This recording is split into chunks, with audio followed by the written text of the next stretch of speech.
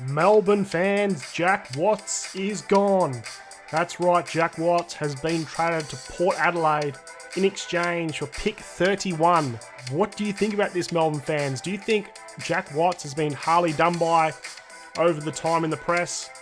Has he underperformed? Let me know what you think about Jack Watts and him leaving the Melbourne Footy Club.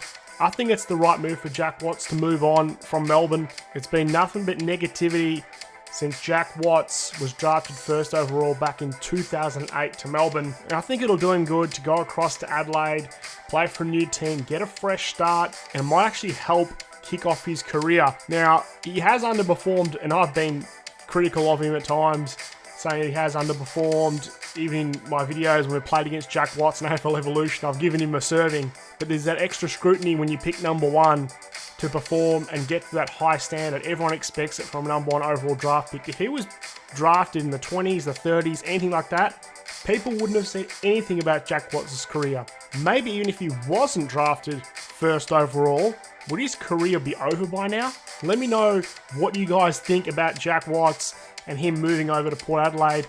They get pick 31 in return. I personally think that's an okay deal for Jack Watts. I don't think he's worth anything more than pick 31.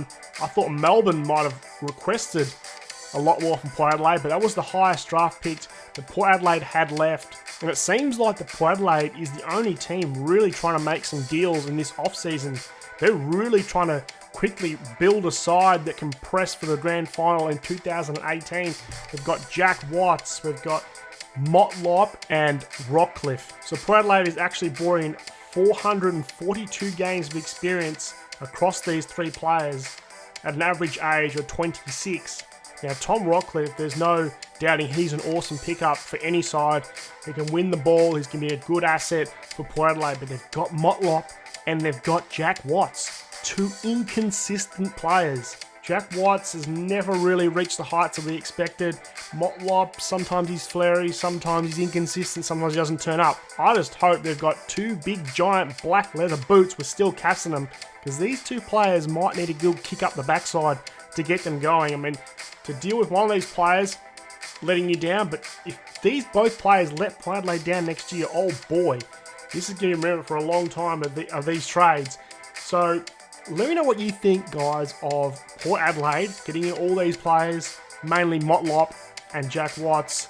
And Melbourne fans, are you happy to see the back of Jack Watts? I'm going to go the barrel.